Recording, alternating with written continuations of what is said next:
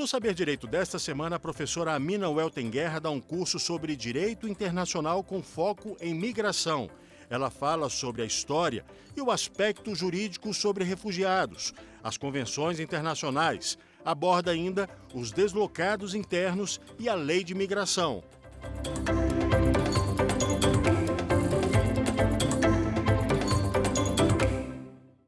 Olá pessoal, sejam bem-vindos de volta à nossa terceira aula de Direito Migratório. Neste bloco nós iremos abordar a figura do refugiado no direito brasileiro. Eu sou a professora Amina Weltenguerra, sou coordenadora da pós-graduação em Direito Internacional do CEDIM, em Belo Horizonte, sou professora de cursos de graduação e pós-graduação, sou mestra cum laude em Direito Público pela PUC Minas, me graduei pela Universidade de Bolonha, na Itália, depois tive meu título reconhecido pela UFMG. Fiz uma pós-graduação também na Itália em Direitos Humanos, Migração e Desenvolvimento pela Universidade de Bolonha. E, bom, até no momento nós tivemos 2 aulas sobre esse tópico. Se você não viu as aulas anteriores, volte lá para a gente fazer todo esse percurso aqui juntos. A primeira aula eu abordei de maneira geral esse aspecto, esse fenômeno migratório, demonstrando para vocês como é algo totalmente natural, como é algo que acontece há milhares e milhões de anos.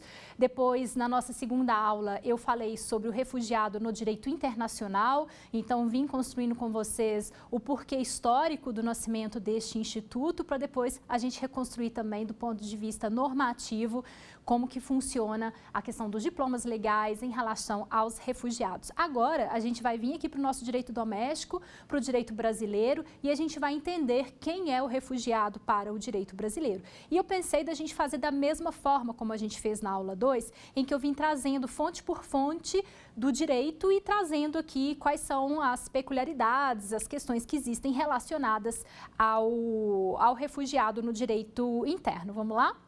A nossa primeira fonte, seguindo aquilo que a professora Liliana Jubilu ela propõe, a nossa primeira fonte do direito, né, no Brasil, sem dúvida, é a Constituição. Será que a Constituição Federal de 1988 ela nos dá algum indício a respeito dessa figura, a respeito desse refugiado?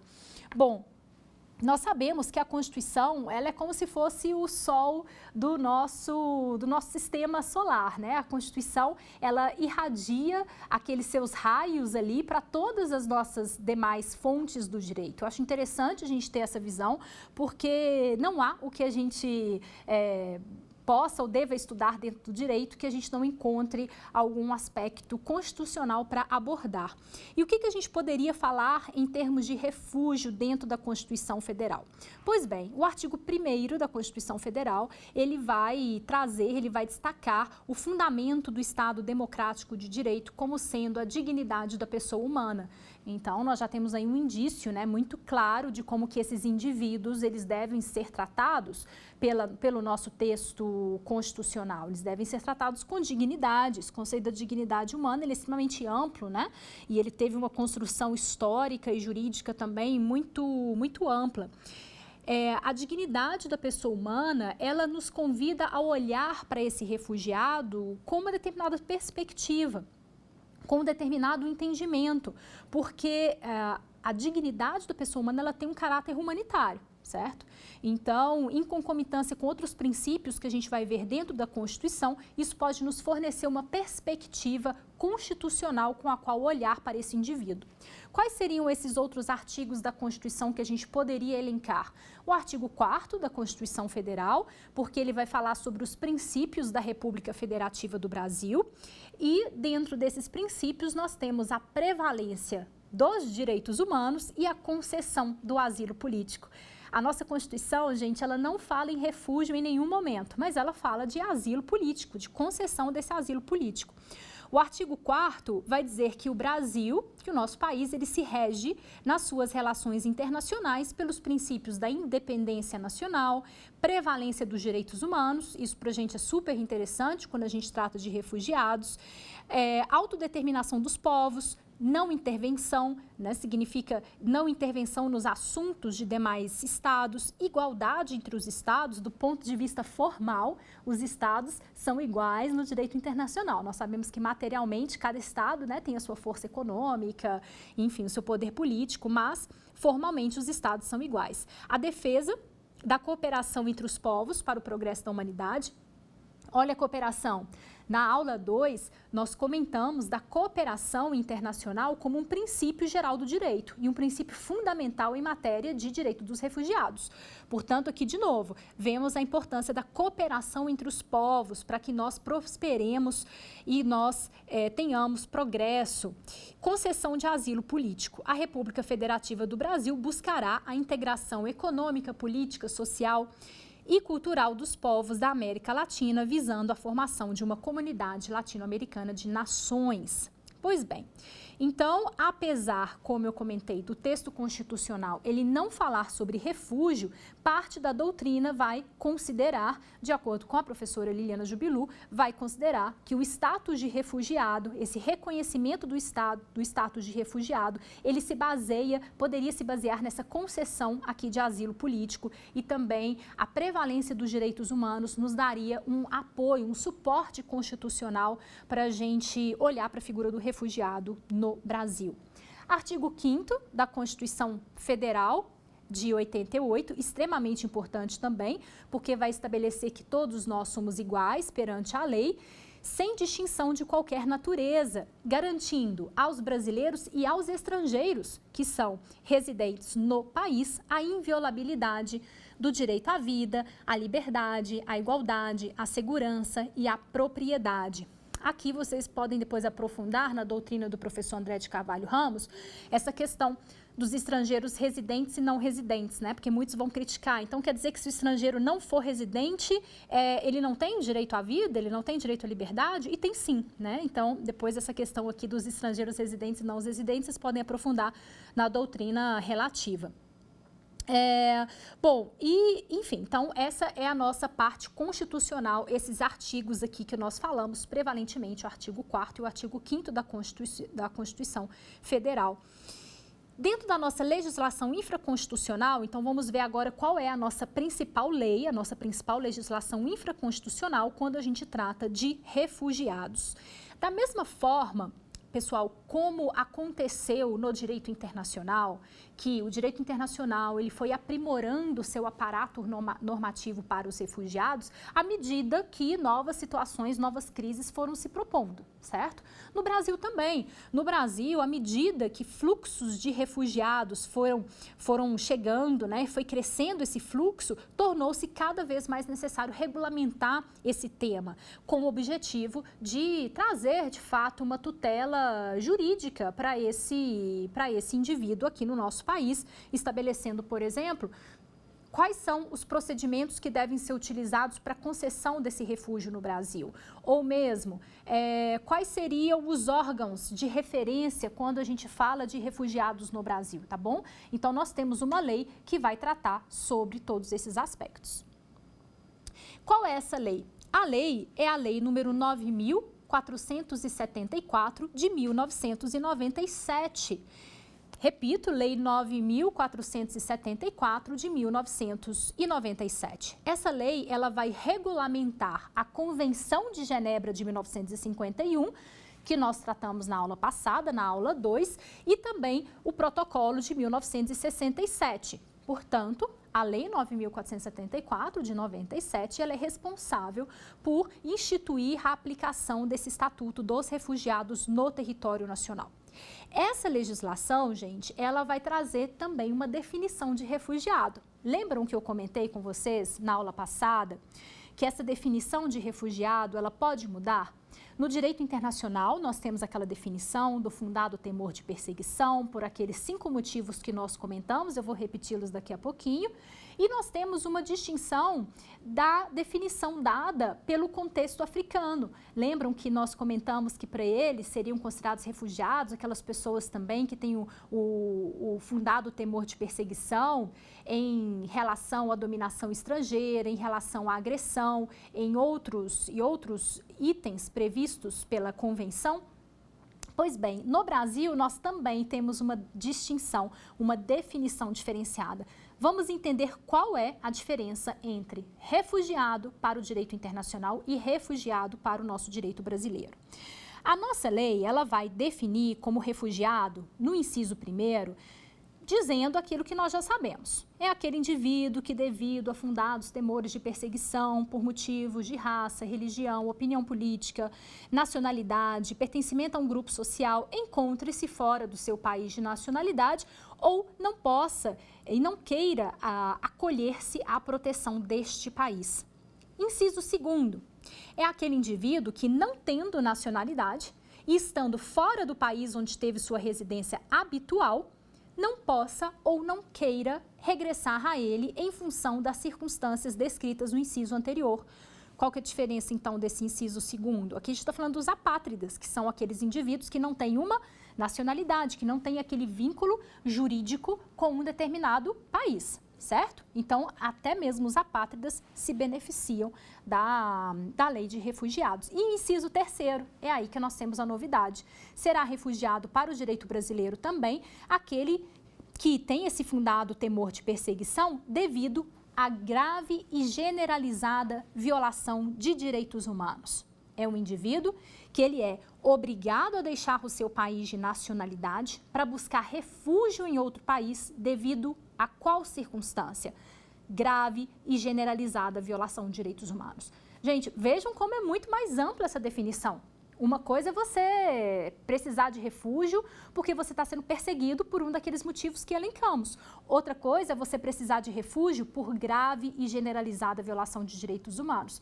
E eu te pergunto, o que significa grave e generalizada violação de direitos humanos? A gente vai entender isso daqui a pouquinho também. Bom, e no primeiro momento, eu quero trazer essa reflexão aqui para vocês, né? Porque de onde que o Brasil tirou essa definição mais ampla, né? De onde que a gente se inspirou para alargar a nossa definição de refugiado no Brasil? Lembram que eu comentei também na aula 2 que nós temos aqueles instrumentos de soft law, que são instrumentos que não são obrigatórios, mas eu particularmente acredito na força, não na força vinculante, mas eu acredito na força ao menos política ou quem sabe até mesmo, vamos dizer assim, em termos de uma diretriz que esses instrumentos de soft law eles têm. E o instrumento de soft law que de certa forma nos inspirou a ter uma definição legislativa mais ampla foi a Declaração de Cartagena. A Declaração de Cartagena, ela já propunha essa definição de refugiado, considerando também o refugiado como toda pessoa que, devido à grave e generalizada violação de direitos humanos, é obrigada a deixar o seu país de nacionalidade para buscar refúgio em outro país, tá? Então, nós tiramos isso lá da Declaração de Cartagena. Eu quero indicar para vocês aqui nesse nosso módulo 3 já uma primeira doutrina muito interessante, que é a do Eduardo Paredes. Ele tem um livrinho curtinho, Estatuto dos Refugiados, mas é muito claro, muito objetivo para quem está começando os estudos, e eu estou usando aqui parte dessa bibliografia dele também.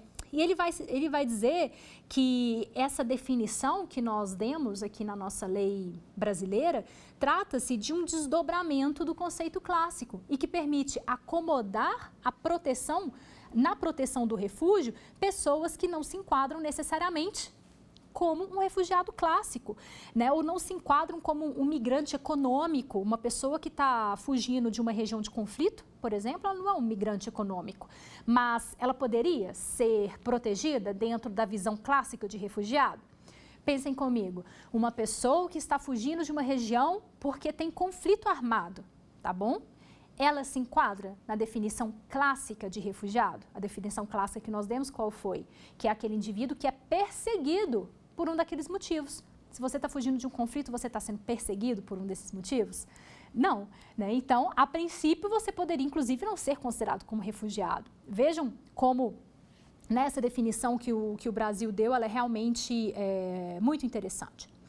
E essa legislação, ela vai incluir também a instituição, né, do CONARE. Atenção, no Brasil, o órgão responsável por processar os pedidos de refúgio é o CONARE, que é o Comitê Nacional para os Refugiados. Ele é um órgão de deliberação coletiva, na lei vocês têm lá vários outros pormenores, né, do CONARE, e ele atua no âmbito do Ministério da Justiça. Basicamente, o CONARE ele é um órgão misto e nele atuam vários segmentos da sociedade. Então, participam também instituições privadas. Então, por exemplo, o artigo 14 da nossa lei, que é a Lei 9.474 de 1997, vai trazer que o CONARE ele é composto por um representante do Ministério da Justiça, do Ministério das Relações Exteriores, do Trabalho, da Saúde, da Educação e do Desporto, bem como um representante da Polícia Federal e um representante de organização não governamental que se dedique a atividades de assistência e proteção de refugiados no país. Então, vejam, um órgão misto. Temos um elemento ali de vários ministérios, temos participação de instituições privadas também, e o Acnur também, ele tem voz dentro dessas reuniões do CONARE, porém não tem direito a voto, tá bom? Então, o Acnur, que nós vimos na aula passada, que é o Alto Comissariado das Nações Unidas para os Refugiados, ele participa, pode participar das reuniões do CONARE, mas ele não tem direito a voto. Vamos falar um pouquinho das competências do CONARE. Uma eu já antecipei para vocês, está dentro do artigo 12. Aqui eu antecipei é que o CONARE ele é o responsável por analisar o pedido de refúgio do indivíduo e declarar, eventualmente, o reconhecimento do refúgio em primeira instância. Porém, o CONARE, ele não faz apenas isso. Ele pode decidir também sobre a cessação, sempre em primeira instância, ex officio ou mediante requerimento das autoridades competentes da condição de refugiado. Então, ele concede e ele pode cessar também a condição de refugiado na primeira instância. Num terceiro momento, o CONARE determina a perda da condição de refugiado, sempre em primeira instância. Num quarto momento, o CONARE ele é responsável por orientar, por coordenar as ações que são necessárias para a eficácia da proteção, da assistência, do apoio jurídico aos refugiados e, no último momento, que é super interessante aqui para a gente também, que é aprovar as instruções normativas esclarecedoras à execução desta lei. E aí, lembram que eu comentei com vocês lá na segunda aula, falando que a Convenção de 51, ela não tem um órgão oficial que a interprete, porém, o Acnur é quem faz esse trabalho? Então, aqui também, dentro da nossa lei de refugiados, é o CONARE quem vai ter essa função, vai interpretar inúmeros dispositivos dessa lei. E é aí que nós vamos entender daqui a pouco o que significa grave e generalizada violação de direitos humanos. O artigo 12 dessa lei vai dizer, portanto, que a função do CONARE ela não é meramente julgadora, mas também é uma função de coordenação, é uma função de orientação das ações que são necessárias para proteger, para dar assistência, inclusive jurídica, a esses refugiados. Como que funciona na prática, gente? Chega um indivíduo no Brasil, tá? Ele entrou na nossa fronteira. O primeiro contato que ele vai ter costuma ser com uma autoridade migratória, geralmente a Polícia Federal. Então, esse indivíduo vai ter um contato ali com essa autoridade migratória e vai ser para essa autoridade migratória que ele vai falar, olha, quero ser reconhecido refugiado, sou refugiado, tá bom? Mas não é a Polícia Federal quem processa esses pedidos. Aí, o que a Polícia Federal faz? Autoriza que esse indivíduo, ele permaneça no território nacional com uma autorização provisória de residência até o final do processo. Qual que é esse princípio que a gente viu lá na aula passada? Permitir que esse indivíduo permaneça aqui até o final do processo? É o princípio da não devolução. Nós vimos que ele é uma das pedras angulares do nosso direito dos refugiados e o Brasil adota esse princípio. E a gente pode enxergar isso tanto dentro do artigo 17 quanto dentro do artigo 21 da Lei 9.474 de 1997. Então, perceberam, né? Aí esse indivíduo ele vai ficar residindo aqui temporariamente até que o pedido dele seja finalmente analisado. Em casos de decisão positiva, então, se esse indivíduo ele tiver o seu reconhecimento como refugiado, ele vai assinar um termo de responsabilidade e ele vai conseguir, assim, uma cédula de identidade. É o artigo 28 da lei. Ele vai conseguir uma cédula de identidade e, em caso de decisão negativa, e se lhe for negado o pedido de refúgio, vou trazer para vocês no finalzinho dessa aula um caso de negação de pedido de refúgio que foi analisado pelo CONARE. Se ele tiver negado, ele tem direito a recorrer em segunda instância, que vai ser o recurso para o ministro de Estado da Justiça, conforme o artigo 29 da lei. Portanto, em caso de indeferimento, o Ministério Público Federal ou o estrangeiro, a própria Defensoria Pública da União, se essa pessoa não tiver um advogado constituído, a DPU ou até mesmo uma associação de defesa dos direitos humanos podem impugnar esse ato. Portanto, a gente vê que na prática milita um indúbio pró-fugitivo, né? Que a gente fala assim, na dúvida a gente concede o refúgio, existe um favorecimento dessa concessão de refúgio. Mas como que eu faria para questionar uma decisão do CONARE, tá? Aí, segundo o professor André de Carvalho Ramos, ele vai trazer justamente que a gente precisa estudar uma doutrina de atos administrativos, porque a gente só pode questionar a decisão do CONARE se houver alguma prova de abuso, alguma prova de desvio da finalidade, aí a gente entraria um pouquinho fora da nossa matéria, que é a doutrina do controle judicial dos atos administrativos. Bom, o CONARE não é o único órgão que trabalha com essa questão de refugiados no Brasil. Nós temos outras 2 instâncias que podem também tomar decisões em termos de refúgio. Essas instâncias são a Coordenação Geral do CONARE. A Coordenação Geral do CONARE, ela também pode extinguir, ela pode arquivar alguns casos. Isso vai estar previsto na Resolução Normativa número 18 do CONARE, com redação dada pelas resoluções normativas 26 e 28 do CONARE e na Resolução Normativa 23. Então, pessoal, já fica a dica. Se a gente quer estudar direitos refugiados no Brasil, a gente precisa conhecer as instruções normativas do CONARE, tá bom? Porque a gente precisa conhecer ali qual que é o andamento que está sendo dado, como é que estão sendo interpretadas diversas situações, e elas são muito ricas em conteúdo para a gente também. A outra instância é o ministro de Estado da Justiça e Segurança Pública, que vai decidir esses recursos das decisões do CONARE, conforme os artigos 29 e 40 da Lei número 9.474 de 1997. E aí eu já quero trazer aqui alguns dados para vocês. Nós temos 2 fontes para a gente olhar esses dados de refugiados no Brasil. Uma delas é o relatório Refúgio em Números. O relatório Refúgio em Números, ele tem sido atualizado com frequência.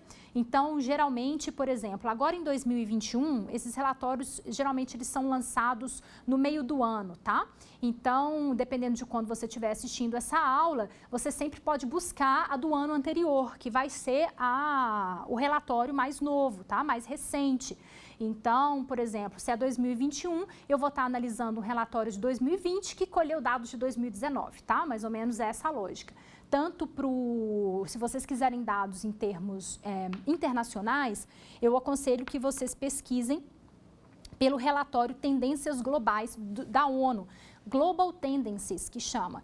Todo ano eles fazem esse relatório, está cada vez mais interessante, eles têm acrescentado outros perfis também, né? Lembrando que a gente comentou naquela aula passada sobre esses novos perfis migratórios, então mulheres, crianças, eles já têm trazido alguns dados em relação à idade, em relação a gênero também, então vocês podem pesquisar no relatório Global Tendencies, a nível internacional. No Brasil, uma das dicas que eu dou para vocês é pesquisar no relatório Refúgio em Números, está dentro do Ministério da Justiça, e você consegue lá esses dados também. E até que nesse relatório, os dados são até abril de 2021. Então, eles pegam dados de janeiro de 2016 até abril de 2021. Nós tivemos, então, até o momento, 71.820 decisões totais de refúgio. 71.820, de 107 nacionalidades diferentes.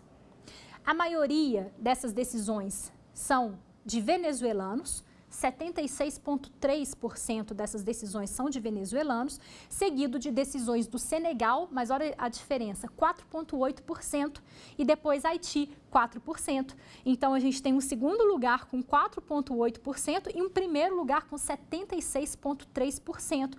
Uma discrepância muito grande, né? A gente teve um aumento de fluxo de venezuelanos nos últimos anos muito grande no Brasil. Faixa etária, a maioria, que significa 37.736 pessoas, tem de 30 a 59 anos, seguidos por pessoas de 18 a 29 anos, representando 28.634 decisões. Então vejam que a diferença nem é tão grande assim, mas basicamente, né, a grande maioria desses refugiados que estão no Brasil estão entre 29 e 59 anos. Então vejam que são jovens prevalentemente, jovens e adultos. Em relação ao gênero, nós temos 44.659 decisões de homens contra 27.161 de mulheres. A despeito do que a gente tinha comentado na aula passada, que eu falei para vocês que a gente tem tido um aumento da migração feminina, mas esse não é o perfil da migração no Brasil, tá? Em específico aqui da figura do refugiado. Nós temos mais homens refugiados no Brasil. Motivo da inclusão. Aí olha que realmente isso aqui é muito evidente de como a nossa lei, ela propicia uma proteção muito mais ampla desse indivíduo. 47.618 decisões. Nós falamos que temos ao todo 71.820. 47.618 são por motivos de grave e generalizada violação de direitos humanos.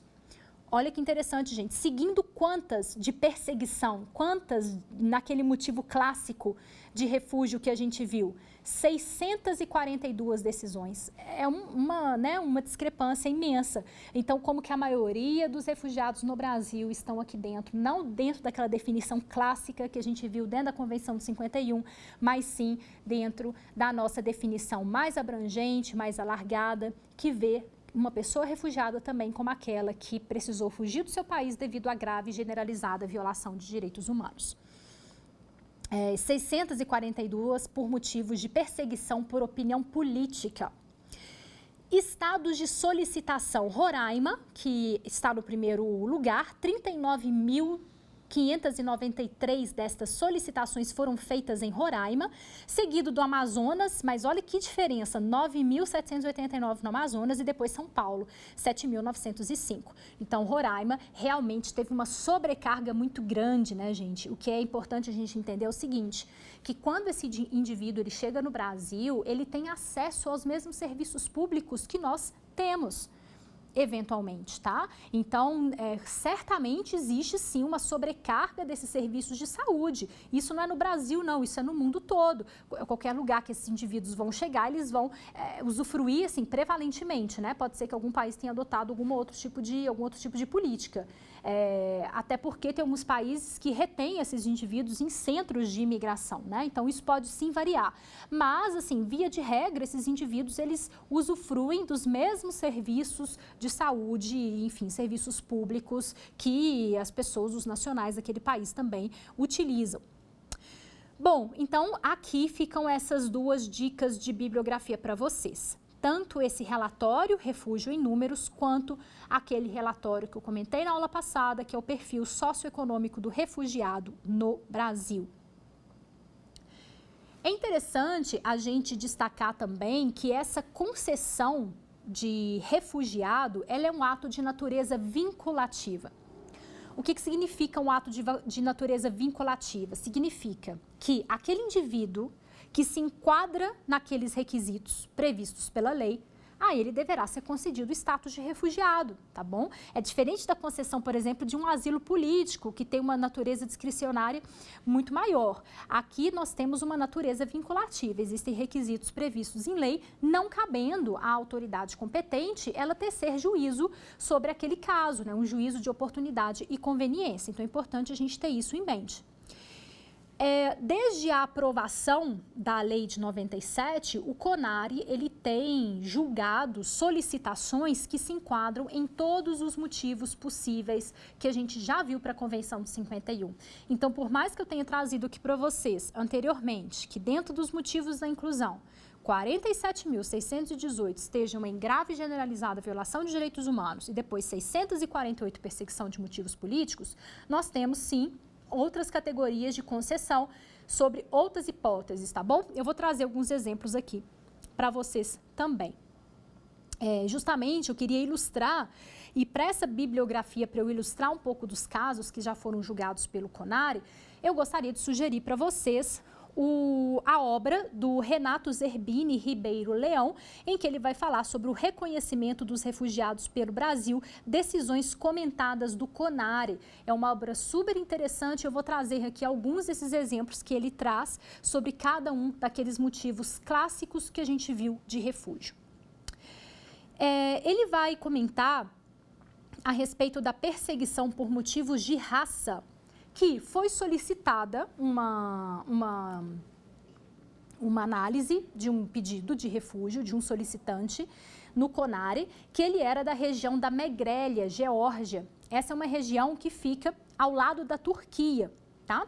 E nesse caso específico, o solicitante, o que aconteceu? Ele tinha se tornado membro de um partido político lá na Megrélia, tá bom? Ele tinha se tornado membro de um partido político e depois de um golpe de Estado, ele começa a ser perseguido.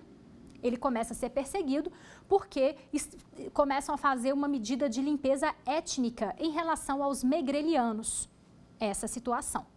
E aí o CONARE vai analisar esse requerimento dele, em que ele pede esse reconhecimento como refugiado, por motivos de raça, e o CONARE, ele considera que a perseguição étnica, no caso dele, era reforçada pela visibilidade do grupo. Por quê, gente? É muito comum que alguns grupos étnicos, eles estejam também ligados a determinadas opiniões políticas, tá? Então, às vezes, esses elementos também, eles se misturam. É um motivo de perseguição política, mas se junta com um motivo racial étnico, porque existem essas ligações mesmo. Como que a gente descobre isso? Conhecendo o contexto de onde aquela pessoa sai, né? De onde que ela proveio. Então, esses elementos étnicos e culturais, como, por exemplo, língua, né, a cultura, elas estão ligadas à dignidade da pessoa humana. A cultura é algo que deve ser preservado. Então, além do fator étnico, o CONARE, ele constatou também uma perseguição por razões de ordem política, percebe? Então, o CONARE, ele enxerga essas duas situações. Porque justamente eles vão dizer, é recorrente a associação automática de membros de um determinado grupo étnico com uma lealdade política. E assim, o CONARE aplicou, no caso dele, o artigo 1º, inciso 1º da Lei 9.474 de 97, tanto em relação ao fundado temor de perseguição por opiniões políticas, como também em relação ao fundado temor de perseguição por etnia, resultando no reconhecimento do status de refugiado a esse solicitante. Um outro exemplo que o Leão dá dentro dessa obra dele diz respeito à perseguição por motivos de religião. E aí ele vai comentar um aspecto que a gente já chegou a falar lá na nossa primeira aula sobre a conversão do Islã ao cristianismo. Ou até mesmo questões que envolvem o uso de determinadas indumentárias, que você pode ser perseguido, né? Às vezes religiões que usam determinadas indumentárias ou religiões que têm determinados hábitos alimentares, isso pode acabar, sim, ensejando a concessão desse refúgio por motivos de religião, tá bom? Então, religião é só porque às vezes a gente pensa assim que é só o professar aquele credo em si, mas a gente pode analisar os outros elementos que estão em torno desse credo, né? Como, por exemplo, as roupas, como, por exemplo, a opção alimentar. E aí, nesse caso, esse autor, essa pessoa, né, na verdade, que tinha pedido esse reconhecimento de refugiada, ela era uma egípcia, o avô dela, materno, ele era chefe muçulmano. E por isso ela temia uma certa represália familiar, tá? Ela era egípcia, o avô ele era chefe muçulmano e ela abandonou o Islã para aderir à fé cristã. E aí, numa tentativa, ela estava no Cairo, ela conta essa história para o CONARE, né? Ela estava no Cairo, ela foi trocar dólares no Cairo. Nesse momento, ela é abordada por policiais e nessa abordagem, tipo, mexendo nas coisas dela, encontram dentro da bolsa dela símbolos do cristianismo.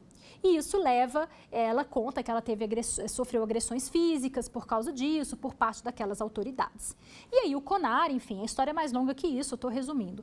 O CONARE, ele vai considerar que a perseguição religiosa, ela deve sim ser entendida num contexto mais abrangente, incluindo todo um fator persecutório, além do fato de pertencer a uma crença, as represálias por abandonar uma determinada religião devem ser consideradas. Então, percebam, não era só apenas a pressão que ela sentia, porque o avô dela era um chefe religioso de uma outra religião, mas também era a represália que ela tinha o fundado temor de receber.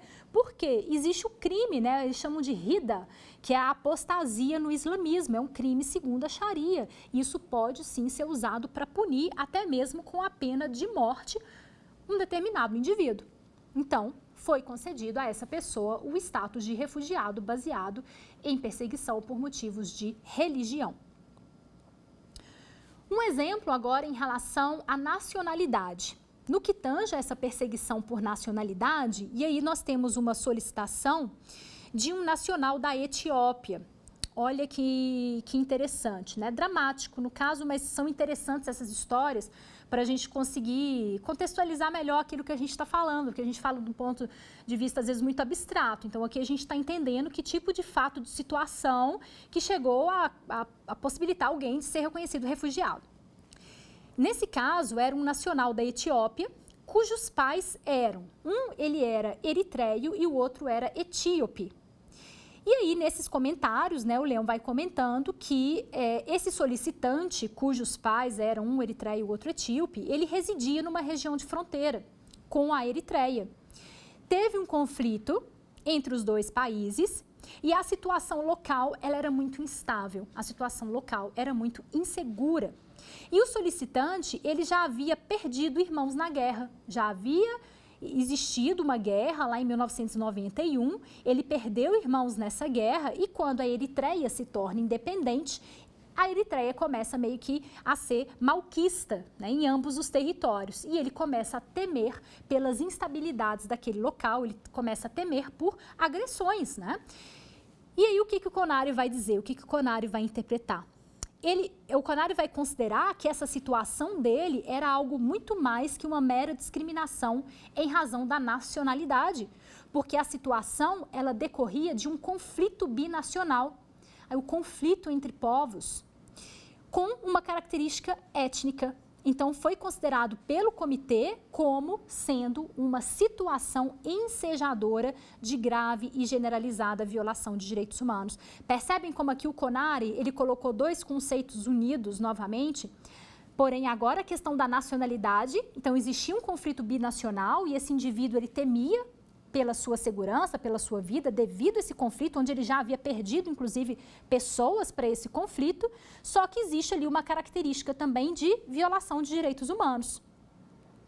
Além disso, o CONARE disse que essa violação de direitos humanos tinha que ser interpretada à luz da Convenção sobre Refugiados na África, que a gente comentou lá na aula passada, e que consagrou esse critério de inclusão posteriormente refletido na Declaração de Cartagena e depois na Lei 9.474 de 97.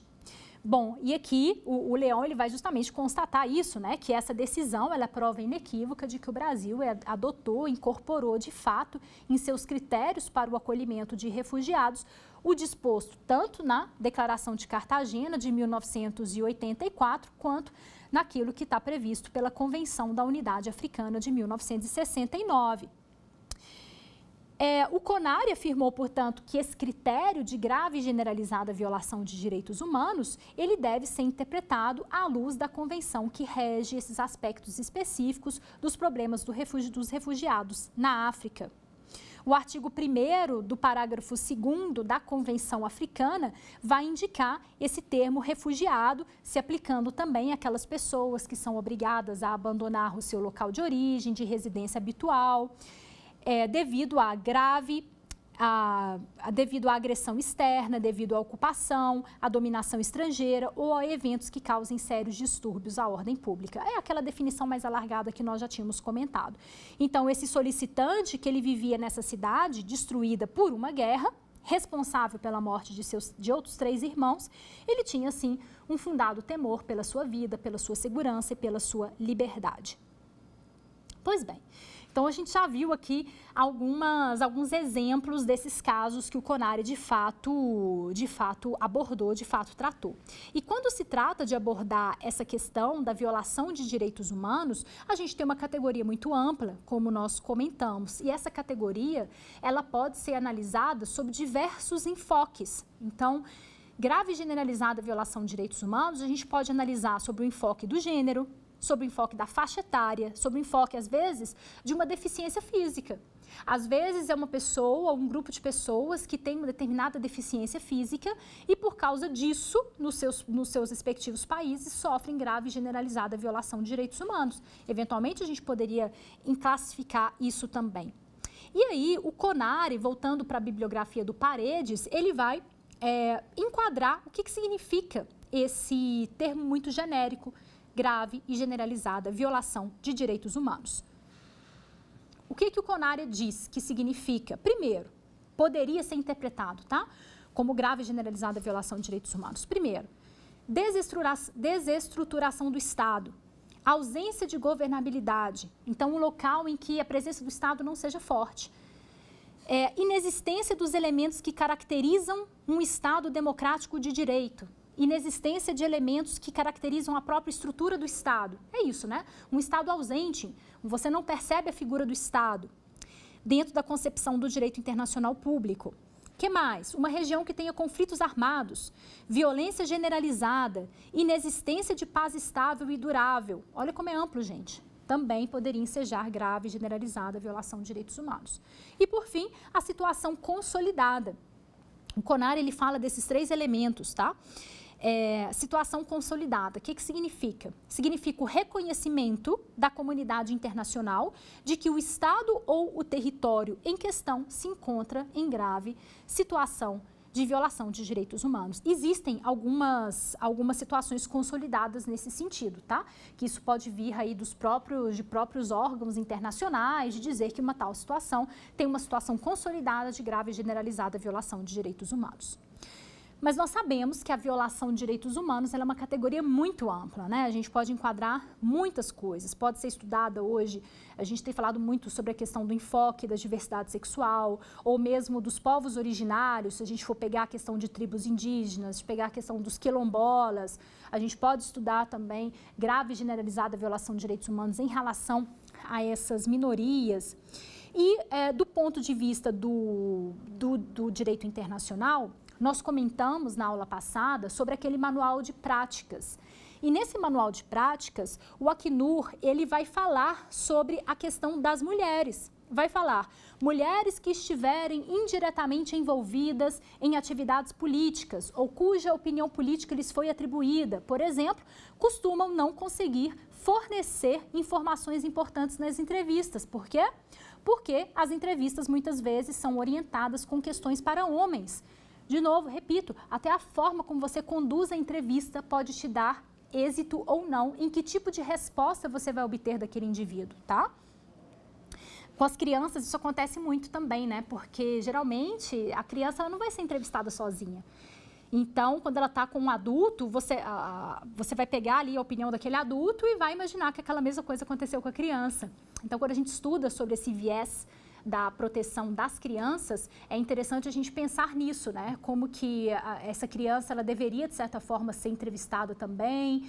E, enfim, e aí existem formas diferentes de entrevista, né? Porque você pega uma criança, às vezes, de 4 anos, 5 anos, às vezes você coloca um pedaço de folha na mão dela, ela vai desenhar alguma coisa que pode querer dizer alguma coisa, né? Muitas vezes ela não vai falar, ela não vai responder as perguntas. Até fora a questão da cultura ou até mesmo a questão da língua, é muito complexo, mas é interessante e é por isso que eu reitero como é bom a gente ter conhecimento desse manual de práticas do Acnur, porque ele vai nos dar essa visão, tá?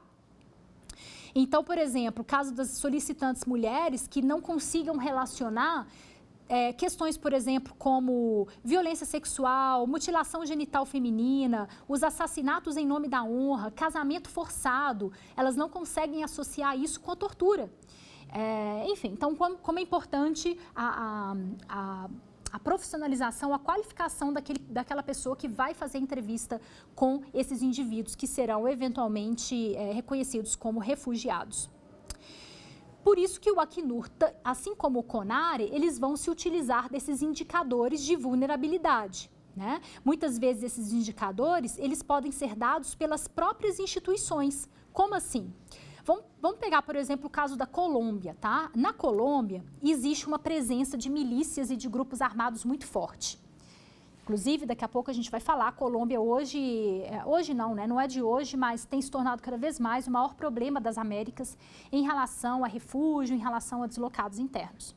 E aí, já sabe-se que nesse contexto, onde nós temos grupos armados, milícias, sindicalistas, jornalistas, ativistas sociais, frequentemente podem se encontrar, sim, em situações de maior vulnerabilidade. Então, isso já é um indicador de vulnerabilidade, percebe? A gente percebe o contexto que tem naquele determinado país, é um contexto de milícia, é um contexto de presença de grupos armados, é um contexto de pouca presença ali do Estado, né, que não seja essa milícia. Então, é possível que sim, sindicalistas, professores ou ativistas sociais ou jornalistas, eles sejam ali vistos de certa forma com maior vulnerabilidade. Ao tratar, portanto, desses pedidos de refúgio, desses indivíduos, o CONARE ele já vai ter alguns indícios das perseguições que esses indivíduos podem sofrer. E um último caso que eu queria chamar a atenção de vocês, comentado pelo Leão, diz respeito a um solicitante de uma cidade, é uma cidade na República Democrática do Congo, que se chama Kinshasa. Olha que interessante, gente. Esse solicitante que morava em Kinshasa, ele morou ali por 5 anos, tá? Como agente da Polícia Judiciária. Ele trabalhava como agente da Polícia Judiciária na Procuradoria-Geral da República, o solicitante. E ele trabalhava obtendo informações dos rebeldes da região. Então, ele meio que pagava, né, esses informantes dinheiro para conseguir essas informações e ele ficava recolhendo essas informações, essas atividades dos rebeldes e de toda a rede de apoio que existia ali na cidade. E essas informações que ele recolhia, depois ele passava para a polícia, ele passava para o exército. Pois bem, então assim, nesse momento ele achava que o trabalho dele não envolvia nenhum tipo de violência, não envolvia nenhum tipo de prática abusiva, de violação de direitos humanos, nem nada. Ele estava fazendo o trabalho dele. Porém, ele falou que também não sabia o que acontecia com as pessoas que ele delatava. Ele não sabia que elas podiam ser presas, mortas, torturadas, enfim. Depois ele informa que em 2002 ele sai para uma missão em uma cidade, sempre dentro da República Democrática do Congo, junto com alguns colegas. Ele volta depois de um mês com a missão cumprida. Saiu de missão, voltou com a missão cumprida. E foi preso. Ele foi preso junto com seus colegas por ordem do Procurador-Geral. Atenção, ele trabalhava dentro da Procuradoria-Geral. Depois ele foi preso por ordem do Procurador-Geral. Antes mesmo dele apresentar o relatório que ele ia apresentar. Pois bem, ele não recebeu qualquer explicação sobre a sua prisão, não recebeu nenhuma explicação sobre o seu processo, sobre o julgamento, não recebeu nenhum tipo de informação e ele ficou preso dessa forma por 2 anos. Depois ele foi solto, em liberdade condicional, e depois de um mês foi ordenado o retorno dele à prisão. Aí ele vai receber informações de um amigo da polícia que ele estava sendo considerado traidor. Vejam só, estava sendo considerado traidor por sonegar informações ao governo e transmiti-las aos rebeldes. E aí, como as pessoas que geralmente eram consideradas traitoras, o que acontecia com elas? Morriam na prisão. E aí, o que ele faz? Ele decide fugir. E é nessa que ele vem parar no Brasil. Ele decide fugir, ele tinha algum dinheiro guardado, ele consegue um visto para o Brasil e ele vem para o Brasil. Quando ele chega aqui, ele não apresenta documentos do seu país de origem. Isso é sempre muito complicado, né? A questão da apresentação de documentação, porque quando esses indivíduos eles fogem dos seus países, é muito difícil que eles parem para fazer uma mala, colocar ali. Muitas vezes você está fugindo de uma situação em que você pega 2, 3 coisas ali, né? Muito rápido. Foi até interessante, uma vez eu fiz uma dinâmica com os alunos meus sobre esse tema, né, em que a situação era exatamente essa, era falar, olha, vamos supor que nesse determinado momento aconteceu sei lá, eu colocava uma questão, vamos colocar uma catástrofe ambiental qualquer, tá? Nesse determinado momento está tendo uma enchente e você precisa sair da sua casa agora, você precisa sair agora. Qual é aquela coisa que você vai pegar? O que você vai pegar para sair dali? Aí a gente fazia isso, né, essa dinâmica super interessante, anotando essas informações desses alunos e tal, e depois a gente comparava, né, o que os grupos, o que cada um pegou para demonstrar isso, para demonstrar geralmente quais são aqueles objetos que essas pessoas pegam, né? Às vezes vai ter um objeto ali, ou pode ser com uma coisa mais prática, não, eu vou atrás primeiro do meu documento, ou sei lá, eu vou pegar uma coisa ali de cunho emocional, vou pegar, não sei, vou pegar um anel ali da minha família, né, que representa alguma coisa, vou pegar, se for uma criança, ela vai pegar aquele brinquedo que ela mais gosta. Existem até alguns livros, fizeram alguns livros sobre isso, né, o que os refugiados levam consigo.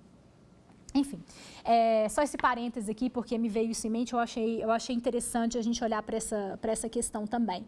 Mas, basicamente, ele vai chegar aqui no Brasil, sem apresentar esses documentos do seu país de origem, dizendo que ele foi roubado quando ele chega, tá?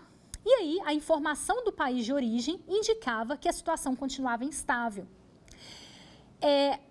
A situação continuava instável, os conflitos na região, eles continuavam ainda, os grupos armados continuavam operando ainda, então era muito comum ações repressoras do governo. E aí o CONARE, ele considera que o solicitante, ele possuía fundado temor de perseguição por opinião política. Então, olha só, primeiro o CONARE vai dizer que sim, ele possuía fundado temor de perseguição por opinião política, atribuída ao fato que ele tinha ficado 2 anos preso, sem sentença, sem processo, sem nada, né, acusado de traição. No entanto, o que ele vai dizer? No entanto, o solicitante, embora se considerasse perseguido em Kinshasa, ele colaborava com a perseguição perpetrada pelo governo na região leste. Falou, né? É isso, ele contribuía, de certa forma, como agente dos órgãos de segurança em um contexto de grave e generalizada violação de direitos humanos. Então, o CONARE, ele vai ressaltar que essas informações do país de origem, inclusive, acusavam ele da prática de estupro, acusavam a prática de estupro, de tortura, de assassinato por parte de soldados do governo na região leste da República Democrática do Congo. E aí o comitê, o que ele vai fazer? Para o CONARE vai ficar claro o envolvimento dele na rede de repressão do governo. E vai concluir que a atuação dele contribuiu para as atividades das forças repressoras. Quer dizer, ele teve o pedido dele negado no final das contas, né? Em decorrência desse caso ter se amoldado ao que a gente viu no artigo 3º, inciso 3º da Lei 9.474 de 97, que vai dizer: não se beneficiarão da condição de refugiado aqueles indivíduos que tenham cometido crime contra a humanidade. Então, basicamente, o CONARE indefere essa solicitação de reconhecimento do status deles de refugiado, por entender que o solicitante, ele teve a possibilidade de escolher entre apoiar ou não as forças repressoras, e ele decidiu voluntariamente participar daqueles atos, aquelas atividades de repressão, delatando os possíveis coniventes com os grupos rebeldes. E aí, ele, apesar dele ter dito, né, que desconhecia o que acontecia com essas pessoas, que não sabia quais eram as consequências disso, isso vai ser enquadrado, né, isso para o CONARE não era relevante, o fato dele desconhecer, e isso vai ser enquadrado dentro de um contexto de generalizado e sistemático ataque à população civil da região, porque não houve coação, né, não houve engano para a participação desse solicitante nessas atividades. Eu acho, gente, que com esses exemplos que eu dei aqui para vocês, a gente conseguiu ter um quadro bastante interessante, inclusive com uma decisão negada aqui no final. E nesse bloco nós entendemos, portanto, a diferença entre o refugiado no direito brasileiro em relação ao direito internacional. Nós vimos que a nossa definição ela é mais ampla, nós vimos que nós temos uma legislação infraconstitucional que regulamenta aquele estatuto dos refugiados e nós vimos que nós temos o CONARE, que é esse órgão que vai analisar esses pedidos. Vamos para o quiz?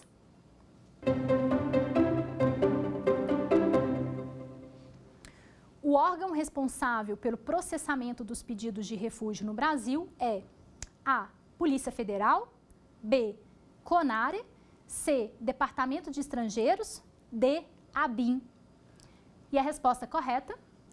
A resposta correta é o CONARE. A gente comentou sobre isso, né? A Polícia Federal vai ser aquela autoridade migratória que esse solicitante eventualmente vai se deparar num primeiro momento, mas o CONAR é que vai fazer o processamento desses pedidos. O Departamento de Estrangeiros aqui não diz respeito diretamente à questão de pedidos de refúgio, e a ABIN, que é a Agência de Inteligência, vai até ter envolvimento com a questão de estrangeiros, mas não especificamente aqui também, não é quem vai processar os pedidos de refúgio no Brasil.